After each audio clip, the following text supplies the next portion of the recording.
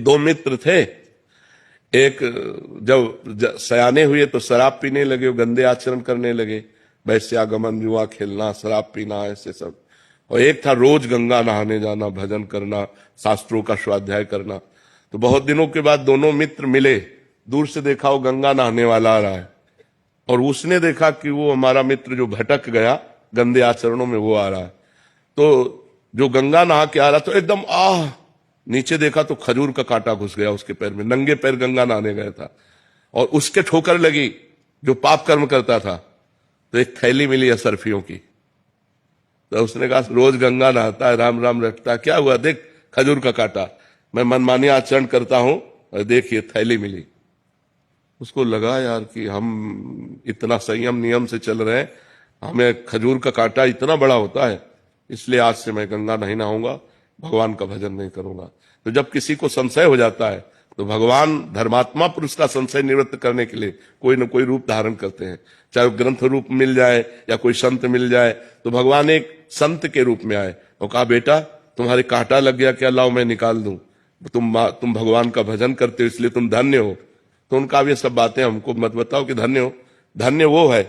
तब उनका बेटा तुम्हें उसे पूर्व जन्म की बातें याद नहीं है, तुम्हारा पूर्व जन्म में इस समय तुम्हें सूली की सजा मिलनी थी, खजूर के कांटे से इसलिए निकल गई कि तुम गंगा नहाते हो, नाम जप करते हो, और इसे चक्रवर्ती सम्राट होना था।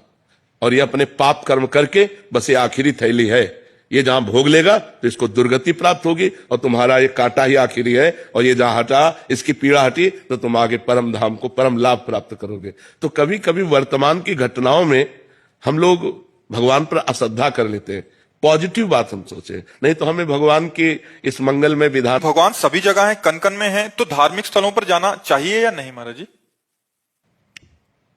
मेहंदी में लालिमा होती है ना, पर मेहंदी के पूरे पेड़ को चीर डालो, कहीं लालिमा दिखा दो तुम तुम्हें सामने, नहीं ना। उसकी एक प्रक्रिया है ना, उसके पत्ते तोड़िए, उसको बांटिए, बांट के लगाइए, आधा घंटा लगा रहने दीजिए, फिर धो दीजिए। तो आपको दूध में घी है, पूड़ी पका सकते हो, लेकिन घी है उसी में, उसकी एक प्रक्रिया है।